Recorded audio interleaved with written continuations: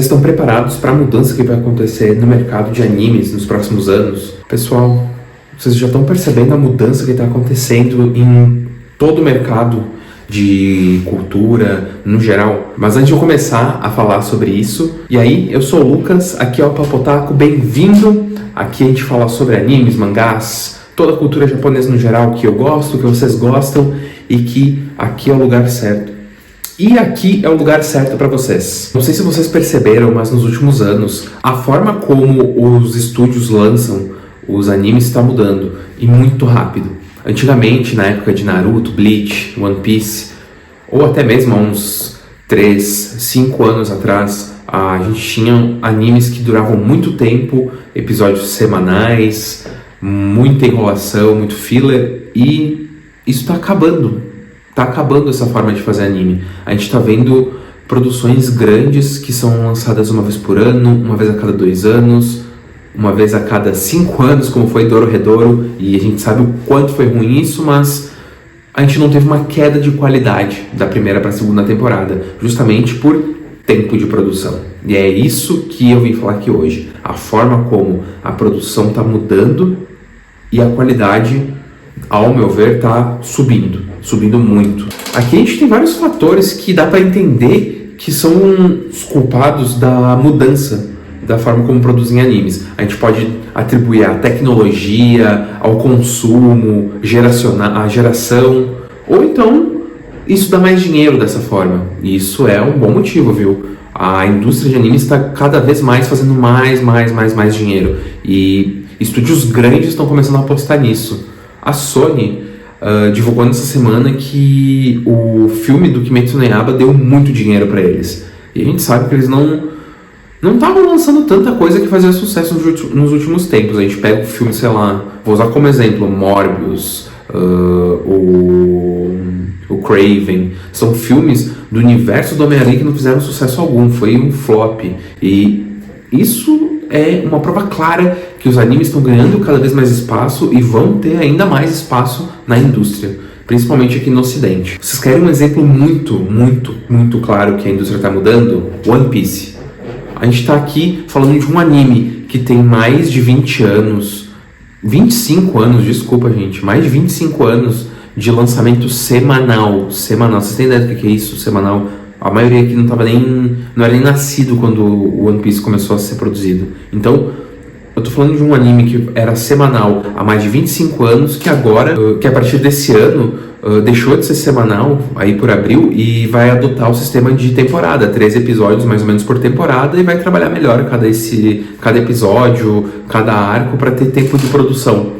E não atropelar as coisas ou não precisar de filler. Isso aí é uma grande mudança. Mas eu também não tô falando só da forma que os animes são lançados pra gente. Eu também tô falando da forma que eles são produzidos. Porque além disso, de ter mais tempo de produção na teoria, a gente tá falando também de temporadas sazonais. Então, ou é uma temporada de uma estação, 3 meses de 12 episódios, 13, ou então 2 estações, ou 6 meses com seus 24, 26 episódios, que funciona muito bem.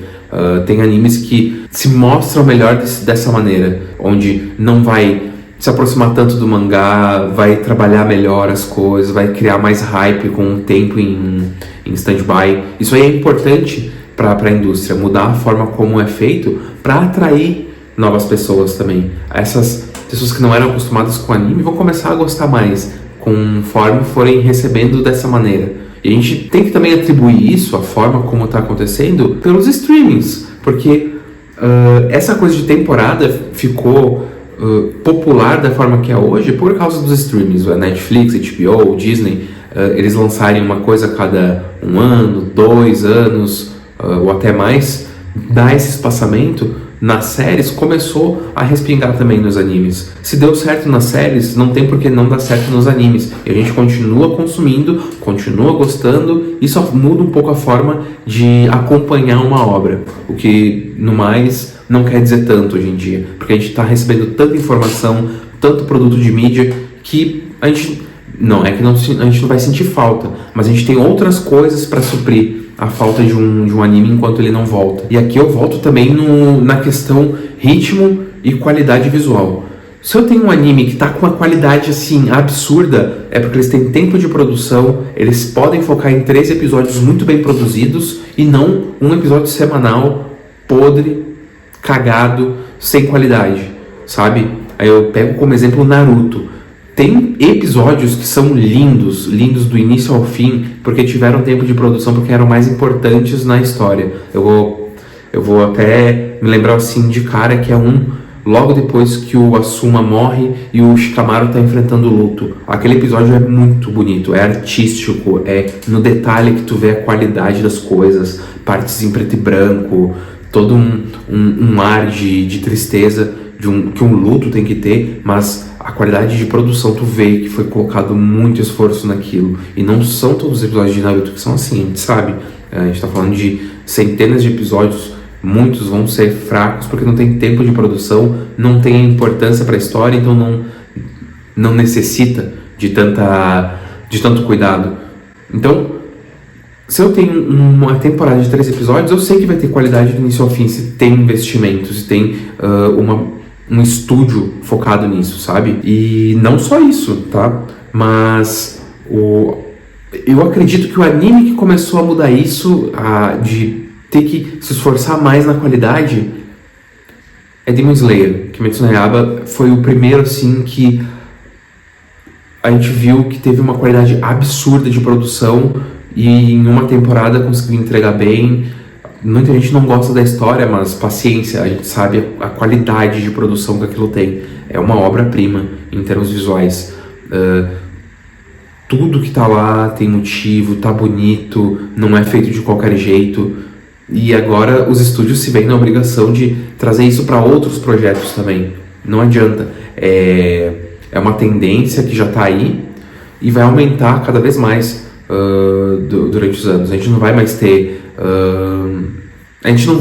ter produção que dure várias temporadas sem parar. Não tem como, é inviável isso no mercado de hoje em dia. A forma como a gente consome conteúdo mudou completamente. Mas claro, não tem só coisa boa nisso, tá? Tem coisa ruim também. E a pior, pra mim, sinceramente, é o uso de IA. A gente tá vendo isso aumentar. Já teve estúdio que tomou exposed porque usou IA em abertura, em trailer, e não tem como achar isso bom. A gente tá falando de menos pessoas trabalhando no projeto, substituição de mão de obra por IA. Isso aí pra mim não faz sentido, sabe? A arte ela tem que ter motivo. E se não é feito por pessoas, ela perde sentido. Tem que ser feito por pessoas para pessoas. Então não tem lógica pra mim começar a inserir IA em tudo, em coisas que, ok, se há um pós, alguma coisa assim para otimizar tempo de quem está trabalhando é uma coisa, mas substituir mão de obra para mim não tem sentido. E claro, outra coisa também é a exploração.